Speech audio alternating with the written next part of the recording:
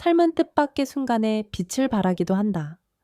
차만석이 서른산에서 마주한 기적은 그가 지쳐있던 인생의 후반부를 새로운 희망으로 물들이기 시작했다. 차만석은 늘 산을 좋아했다. 그는 젊은 시절 공장에서 일하며 고된 삶을 보냈다. 가족을 부양하기 위해 비정한 기계 소음 속에서 온몸을 혹사했던 날들이었다. 일자리에서 필요로 하는 것은 그가 가진 노련함이 아니라 끊임없이 돌아가는 생산 라인에 맞춰 움직일 손발뿐이라는 사실도 잘 알고 있었다. 쉬는 날이면 꼭 인근 야산이나 큰 산을 찾아 나섰다. 공장 기계의 진동은 여전히 귀 속에서 맴돌았지만 자연의 소리만큼은 그를 위로해 주었다. 그의 내면에서 억눌려 눌렸던 숨결이 산 공기에 녹아들면서 비로소 마음이 가벼워졌기 때문이다.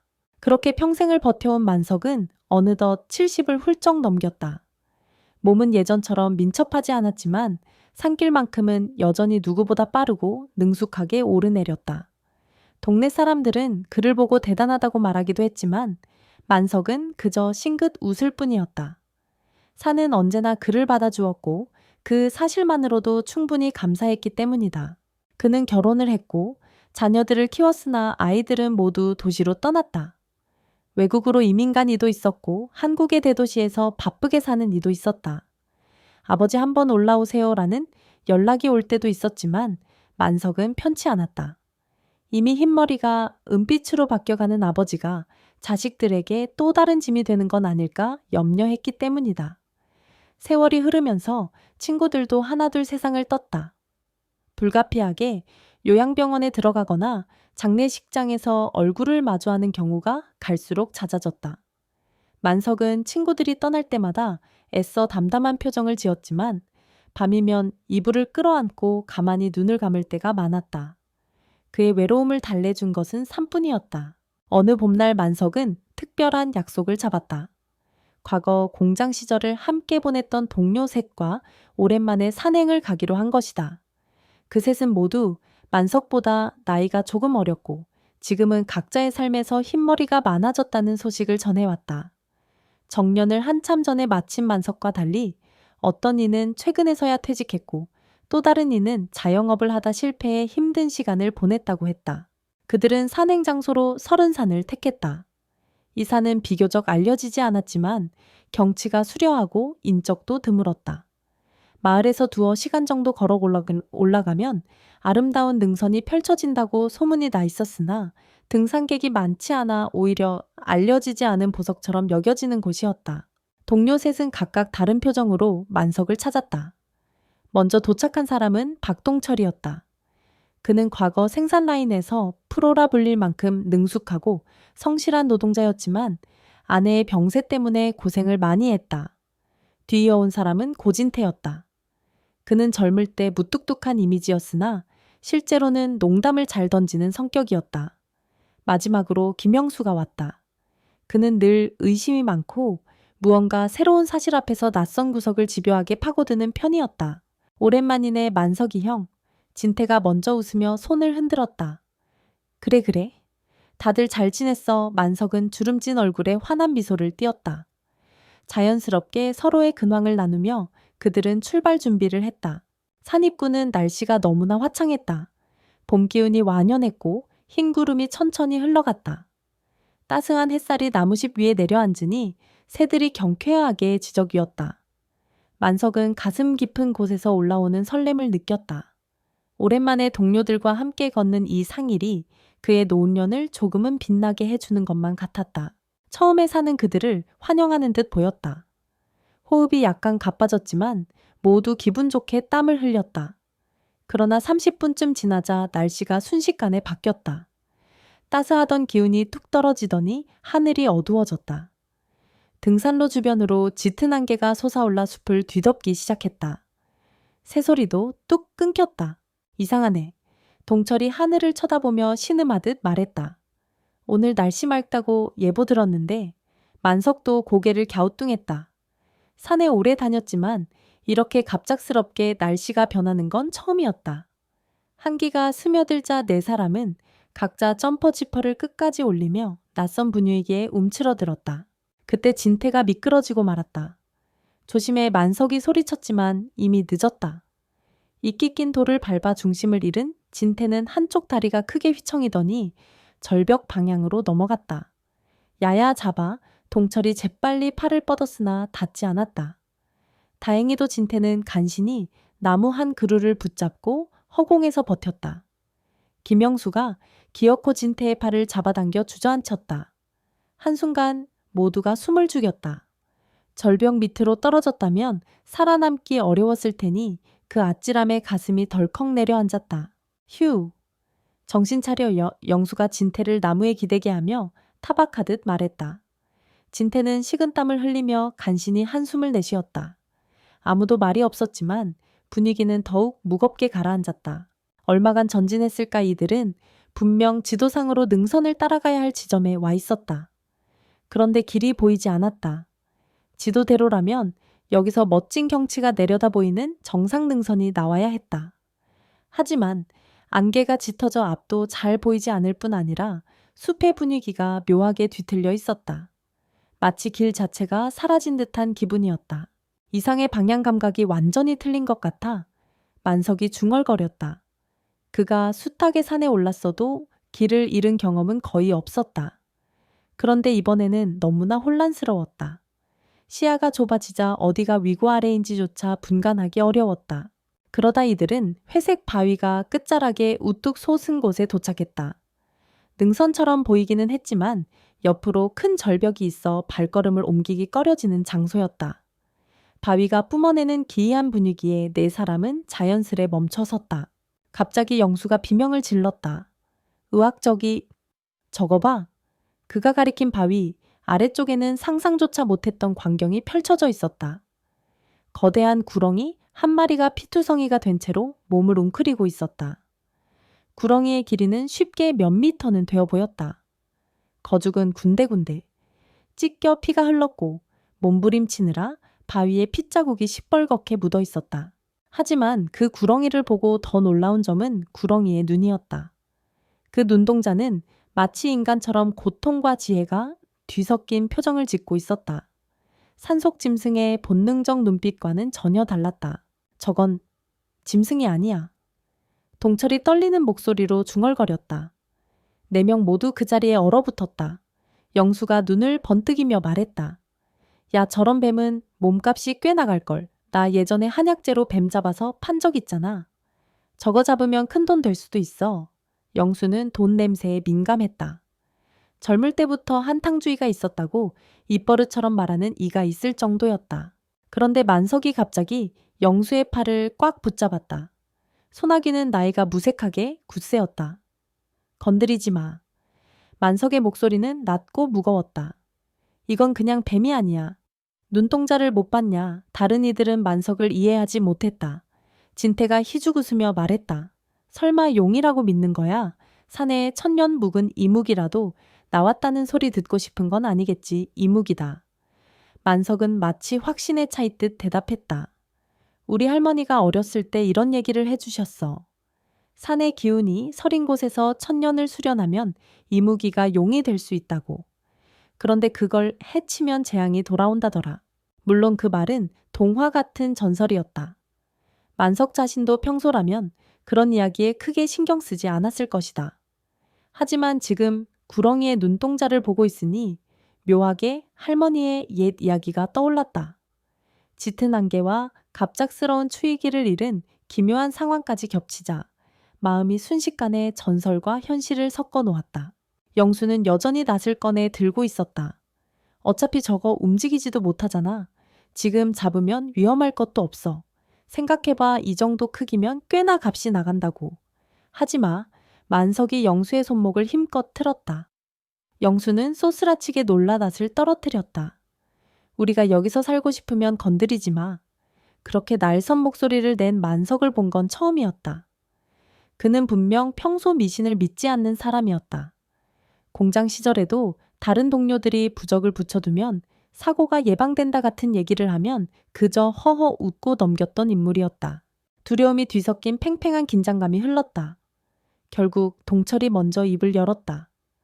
그래, 어차피 우린 이걸 처치할 도구도 없고 그냥 지나가자. 진태도 슬쩍 한숨을 내쉬며 동의했다.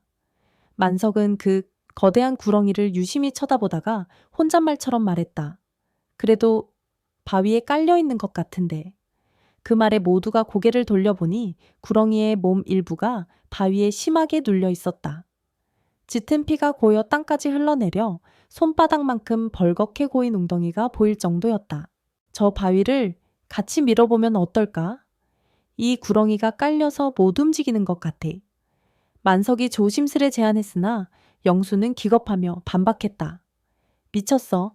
저런 괴물같이 큰 뱀을 살려두면 우리에게 무슨 해가 돌아올지 어떻게 알아. 그냥 가자니까. 진태도 고개를 저었다. 그러나 만석의 표정에는 결심이 서 있었다. 이것도 인연이라고 생각해. 산이 우릴 이곳으로 이끈 건 우연이 아니야. 다들 좀 믿어줘. 나에게는 기분 나쁜 예감이 아니고 뭔가 해야 한다는 느낌이 들어. 오랜 시간을 함께했던 동료들이기에 결국 다른 셋은 만석의 뜻에 따라주었다. 보이지 않는 기운이 이 산에 감도는 것만 같았고 무언가 잘못 건드리면 안 된다는 불안감도 있었다. 4명은 바위 옆으로 조심스럽게 접근했다. 구렁이는 이미 체력이 고갈된 듯 힘겹게 숨을 몰아쉬고 있었다. 다만 그 눈만은 여전히 사람들을 주시했다. 거기에는 원망이나 경멸보다 이상할 정도로 가늠하기 어려운 깊은 감정이 스쳐 지나갔다. 하나, 둘, 셋, 4사람이 힘을 합치자 바위가 지면에서 떨어져 굴러 내려갔다. 둔탁한 소음이 숲속에 메아리쳤다. 4사람은 헉헉거리며 숨을 고르고 구렁이를 재빨리 살폈다.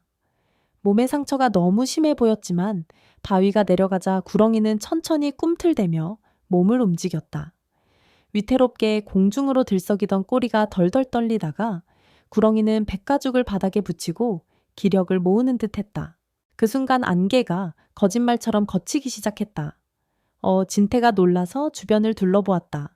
하늘에서 햇빛이 쏟아지듯 다시 환해졌고 새들의 지저귀이 멀리서 들려왔다.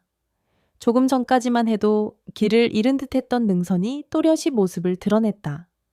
구렁이는 사람들을 힐끗 바라보더니 느릿느릿 숲속 어둠으로 기어 들어갔다. 상처가 심해 보였지만 여전히 살아있었다는 사실이 놀라울 따름이었다. 말도 안 돼. 영수가 땀에 젖은 이마를 닦으며 중얼거렸다. 저거 이무기였을까. 동철은 대답 대신 흔들리는 눈빛을 감추지 못했다. 만석은 그 모든 변화를 가만히 지켜보았다. 그리고 희미하게 알 수 없는 확신이 마음속에 자리를 잡는 것을 느꼈다. 어쩌면 그 구렁이는 사람이 모르는 무언가를 가진 존재일 수도 있다고. 4사람은 안개가 거친 능선을 따라 다시 길을 찾아 나섰다. 이번에는 별 어려움 없이 트레킹 코스를 이어갈 수 있었다. 날씨도 거짓말처럼 맑았다. 하지만 그날 산행의 남은 시간 동안 아무도 큰 소리를 내지 않았다. 모두가 방금 경험한 일에 충격과 기묘한 감정을 느끼고 있었기 때문이다. 집으로 돌아온 뒤 며칠간 만석은 계속 그날의 일을 떠올렸다.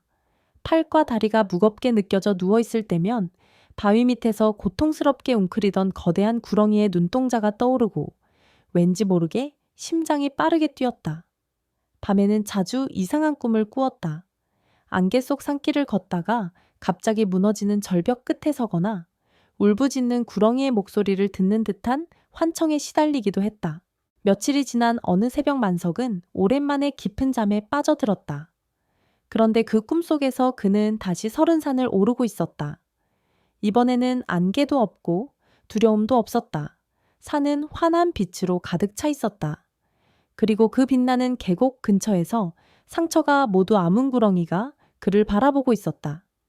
구렁이는 더 이상 흐느끼지 않았다. 나무 그늘 아래서 조용히 눈을 깜박였고 전혀 적의가 없는 듯했다. 고맙습니다. 목소리는 들리지 않았지만 분명 만석의 머릿속에 메시지가 전해졌다. 그는 꿈에서 깨어났지만 한동안 어리둥절했다. 그러나 실감나게 남아있는 그 목소리는 금세 지워지지 않았다. 한낮이 되자 만석은 결심했다. 산으로 다시 가야만 할 것 같았다. 애써 부인할 수 없는 끌림이 있었다. 지난번 동료들과 함께 갔을 때 미처 끝내지 못한 무언가가 있다는 느낌이 강하게 들었다. 하지만 남들에게 털어놓기에는 스스로도 아직 확신이 없었다. 이무기가 꿈에 나와 나에게 말을 걸었다라고 하면 미쳤다는 소리를 들을 게 뻔하지 않은가. 그는 혼자 조용히 설은산을 향했다.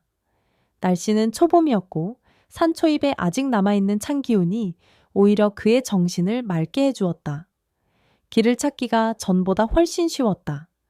이상할 만큼 숲이 협조적이라는 생각마저 들었다. 새들이 장아지 위에서 그를 안내하듯 날아다녔고 바람은 사박사박 이파리를 흔들며 마치 방향을 일러주는 듯했다. 두어 시간을 올랐을 때 만석은 꿈에서처럼 소나무 두 그루가 나란히 서 있는 곳을 찾았다. 이상하게도 지난번에는 보지 못했던 지점이었다. 그 사이에는 돌무더기가 있었다. 누군가 일부러 쌓아두었는지 일정한 형태를 이루고 있었다. 가슴이 뛰었다. 마치 꿈속의 장면이 실제로 이어지는 기분이었다. 만석은 돌무더기를 하나씩 치워보기 시작했다. 땀이 비오듯 흘렀고 날카로운 돌들에 손이 긁혔지만 상처에서 피가 나는 것도 잊고 온 힘을 다해 돌을 옮겼다. 1시간 가까이 지나자 깨어지지 않은 항아리 하나가 모습을 드러냈다. 굳게 밀봉된 채 흙과 돌에 파묻혀 있었다. 이게 뭐지? 그는 떨리는 손으로 항아리를 꺼냈다. 예상보다 무거웠다. 안에 뭔가 들어있는 듯했다. 아무리 힘을 주어도 뚜껑이 쉽게 열리지 않았기에 조심스럽게 주변 돌로 틈을 내어 살살 두드렸다. 잠시 뒤 뚜껑이 한쪽으로 기울며 안쪽에서 찌든 공기가 훅 하고 나왔다. 그리고 그 안에 담긴 것은 눈을 의심하게 할 정도였다. 반짝이는 금덩이 2개, 그리고 오래된 종이 뭉치였다. 종이에는 옛날 한자로 보이는 문양과 글자들이 빼곡했다. 순간 온몸에 소름이 돋았다. 이런 걸 발견할 줄은 꿈에도 상상 못했다. 만석은 한동안 숨을 고르고 골똘히 생각했다. 이 귀한 보물을 혼자 간직해도 되는 걸까? 그의 상식으로는 이건 명백히 문화재에 속할 가능성이 커 보였다. 결국 만석은 항아리와 그 안의 물건들을 고이 챙겨 마을로 내려왔다. 그리고 다음 날 바로 경찰서에 가서 신고했다. 경찰서에서는 처음에 그를 의심스러운 눈으로 바라봤다. 노인이 멀쩡한 항아리에 금과 문서를 담아왔으니 혹시라도 불법 도굴에 연루된 건 아닌가 하는 의심이었을 것이다. 그러나 항아리의 상태와 금덩이 고문서 등을 본 뒤에는 상황이 달라졌다. 문화재청 전문가들이 불려 와 조사에 착수했다. 전문가들은 항아리가 고려시대나 그 이후 어느 시기에 만들어진 것으로 추정된다고 발표했다. 내용물이 워낙 특별한 탓에 이 발견은 지역 언론에 대서특필되었고 한동안 마을 전체가 떠들썩해졌다. 차만석 할아버지 어떻게 이런 걸 발견하셨습니까? 기자들이 연신 마이크를 들이댔다. 만석은 그저 산에 올라가다가 돌무더기를 치우니 항아리가 있었다고만 답했다. 그 이상을 말할 수 없었다. 이무기의 꿈을 꾼 뒤에 이상하게 끌려서 그곳을 뒤져봤다. 라고 하면 당장 기사가 난리칠 것 같았다. 그 후 보상금에 관한 얘기가 오갔다. 항아리와 그 내용물은 국가에 귀속될 가능성이 컸지만 발견자에게는 유의미한 보상금을 지급한다는 규정이 있었다. 결국 만석은 수억 원의 보상금을 받을 수 있게 되었다. 마을 사람들은 그를 전설의 노인처럼 떠받들기도 했고 일부는 시샘 어린 눈으로 바라보기도 했다. 그보다 더 놀라운 일들이 있었다. 설은산에서 함께 구렁이를 살려준 나머지 세 친구들에게 기묘한 변화가 찾아온 것이었다.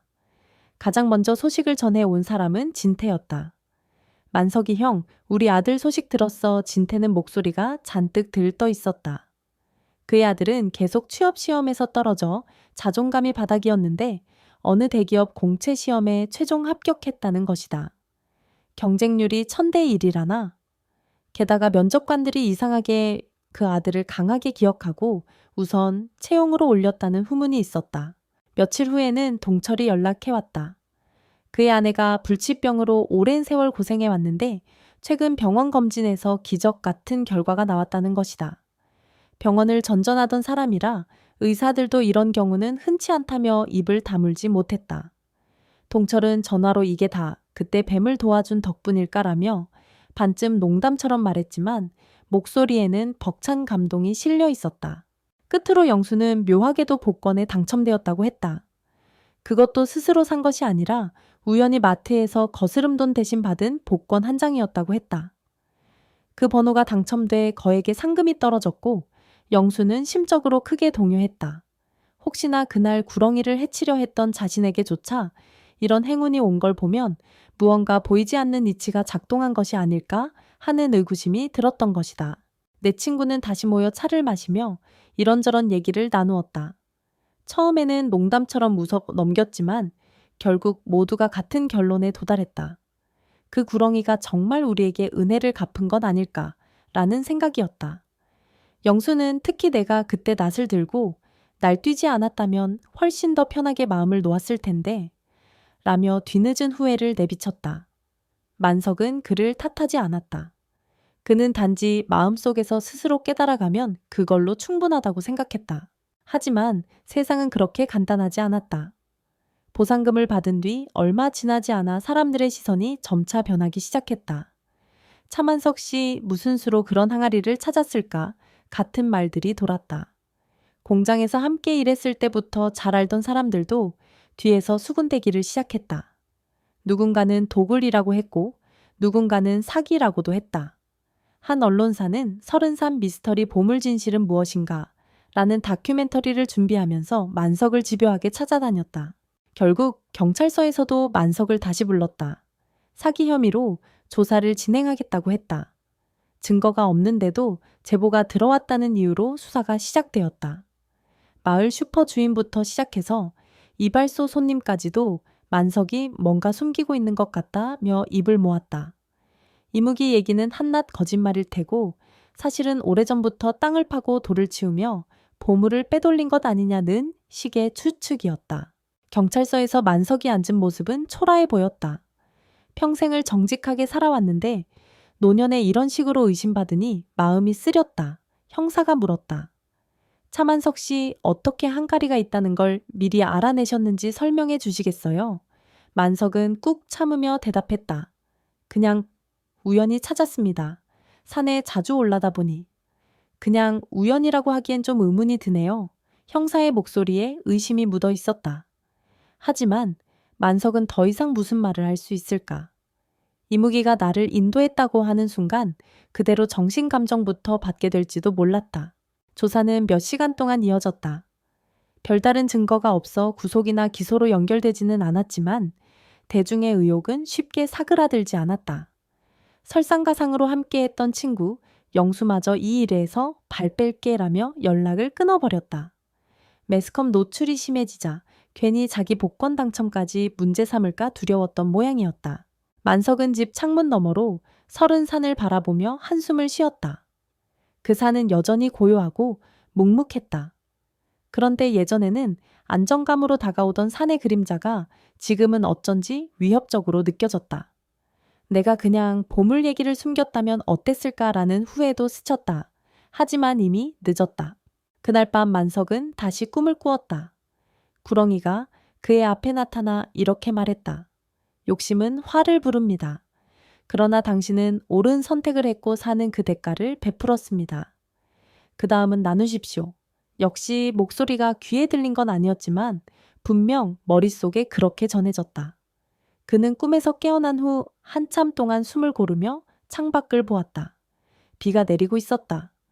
마지막으로 들은 나누십시오 라는 말이 가슴에 깊이 박혔다. 이튿날 만석은 새벽같이 변호사를 찾아갔다.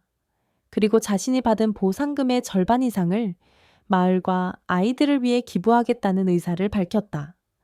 변호사는 깜짝 놀라며 이런 상황에서 그런 결정을 하시면 오히려 죄를 인정하는 것처럼 보일 수도 있습니다. 라고 만류했다. 하지만 만석은 고개를 저었다.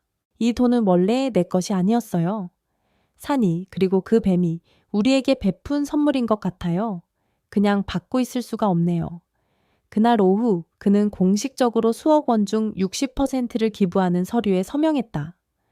그중 3억 원은 마을병원 증축기금으로 2억 원은 지역 청소년 장학금으로 내놓았다. 얼마 지나지 않아 이 소식이 크게 보도되면서 만석을 사기꾼이라 몰아붙였던 여론은 순식간에 누그러졌다.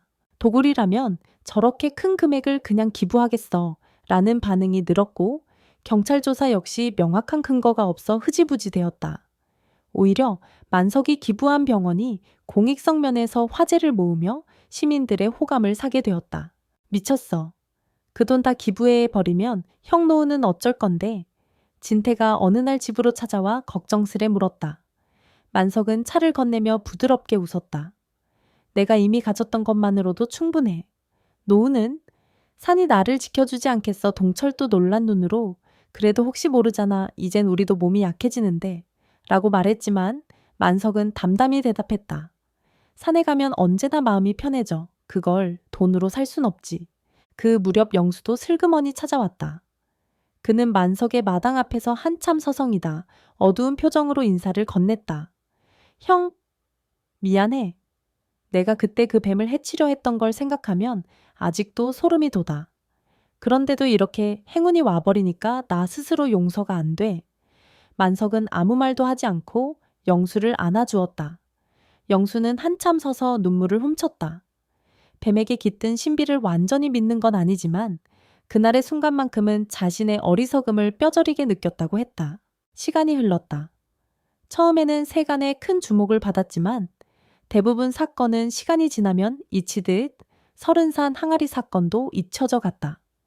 다만 만석이 기부한 기금으로 건물이 새로 세워진 병원은 여전히 마을 사람들에게 소중한 보금자리가 되었다. 그리고 장학금을 받은 아이들 중에는 유학을 떠나 대단한 업적을 이루거나 지역사회에 공헌하며 훌륭한 삶을 개척하는 이도 나타났다. 그럴 때마다 사람들은 다 그 노인 덕분이야 라고 말했다. 하지만 만석은 화려한 스포트라이트를 좋아하지 않았다. 그는 설은산 아래 자리한 작은 집에서 조용히 살았다. 때로는 호기심 많은 기자가 찾아오거나 신비한 산의 전설을 쫓는 젊은이들이 찾아오기도 했지만 그는 웃으며 대부분의 질문을 회피했다. 다만 동네 아이들이 찾아오면 차를 끓여 내어주고 예시이야기를 들려주곤 했다. 정말로 뱀을 봤어요. 그게 이무기였다고요. 아이들이 눈을 반짝이며 물어오면 만석은 짧게 대답하곤 했다. 이 세상에는 우리가 아는 것보다 훨씬 더 많은 일이 일어나고 있어. 너희도 산을 가만히 들여다보면 뭔가 들릴지 몰라. 가끔씩 동철과 진태, 그리고 영수가 함께 찾아와 옛날을 회상하며 차를 마시는 날이면 네 사람은 조심스레 그날의 구렁이 이야기를 꺼냈다. 대부분은 말끝을 흐리거나 민망함에 쓴웃음을 지었지만 이상하게도 기분이 나쁘지는 않았다. 서로의 마음속에 그 기묘한 경험이 준 깨달음이 남아있기 때문이었다. 만석은 매년 봄이 되면 설은산 정상 근처를 혼자 찾았다. 바위가 있던 자리와 그 주변에 아무도 모르게 작은 비석을 하나 세워두었다. 손수돌을 깎아 은혜를 베푼 뱀을 기리다 라고 소박하게 새겼다. 내가 어릴 적 할머니가 말씀해 주신 이야기가 정말 현실이었다니. 만석은 그 비석 앞에서 작게 술 한 잔을 부으며 낮은 목소리로 중얼거렸다. 산들바람이 올라와 그의 목소리를 타고 능선 사이를 스쳐 지나갔다. 그는 그 바람이 곧 사내의 대답임을 느꼈다. 어느 날 동네 아이 중 가장 호기심 많은 지수가 만석에게 물었다. 할아버지, 이무기가 진짜로 용이 될 수 있어요? 만석은 잠시 웃으며 대답했다. 모든 존재에게는 변화할 가능성이 있단다. 그 이무기도 언젠가 용이 될 수도 있고 아니면 그냥 이무기로 남을 수도 있어. 중요한 건 그 과정에서 어떤 선택을 하느냐지. 만석이 70 후반에 접어든 어느 해 봄날 마을 사람들은 작게나마 생일 잔치를 열어주었다. 아이부터 어른까지 모여 음식을 나누고 병원에서 치료받는 노인들도 기뻐했다. 만석은 사람들의 웃음소리를 들으며 언제 이렇게 많은 이들 앞에서 환대를 받아본 적이 있었나 싶어 마음이 따뜻해졌다. 잔치가 끝날 무렵 그는 잠시 밖으로 나와 서늘한 바람을 쐬며 설은산 쪽을 바라보았다. 그러자 산 정상 부근에서 어렴풋이 무언가 푸르게 반짝이는 빛을 본 듯했다. 잠깐 사이에 사라졌지만 그 한순간은 마치 달빛의 비늘이 반사된 것처럼 보였다. 아무도 그 현상을 알아채지 못했지만 만석은 옅은 미소를 지었다. 그것이 단순한 착시인지 정말로 이무기가 모습을 드러낸 것인지 알 수는 없었다. 하지만 적어도 만석은 그 순간 가슴 깊은 곳에서 그 뱀이 살아있으며 언젠가 더 큰 존재가 될 수도 있겠다는 확신을 느꼈다. 고맙네. 그는 작은 목소리로 중얼거렸다. 그리고 그 말이 달빛 속으로 부서져 서른산을 향해 흘러갔다. 그날 밤 만석은 참 오랜만에 걱정 없이 깊은 잠에 빠져들었다. 꿈속에서 그는 다시 서른산을 오르고 있었다. 이번에는 젊었던 시절의 모습이었고 기운차게 능선을 달렸다. 그 앞에는 그가 가보지 못한 새로운 길이 펼쳐져 있었으며 그 끝에서 구름 사이로 힘차게 날아오르는 용의 형상이 희미하게 보였다. 그것이 과연 현실인지 환상인지는 중요하지 않았다. 중요한 것은 만석이 삶에서 가장 소중한 깨달음을 얻었다는 사실이었다. 산은 그를 외면하지 않았고 그는 산을 배신하지 않았다. 마치 이무기가 그를 찾아왔던 것처럼 서로가 서로를 인도하고 보듬었다. 서른산은 여전히 그 자리에서 사람들이 모르는 수많은 이야기를 품고 흐르고 있었다. 그리고 만석은 그 산을 마음으로 깨달은 한 사람으로서 조용히 가슴속에 감사의 마음을 안고 살았다. 누구에게나 삶의 끝자락에서 만나는 산이 있고 이무기가 있을지도 모른다. 그것이 비록 전설이든 현실이든 간에 우리의 선택이 그 숨은 기적을 일가할 때가 반드시 온다.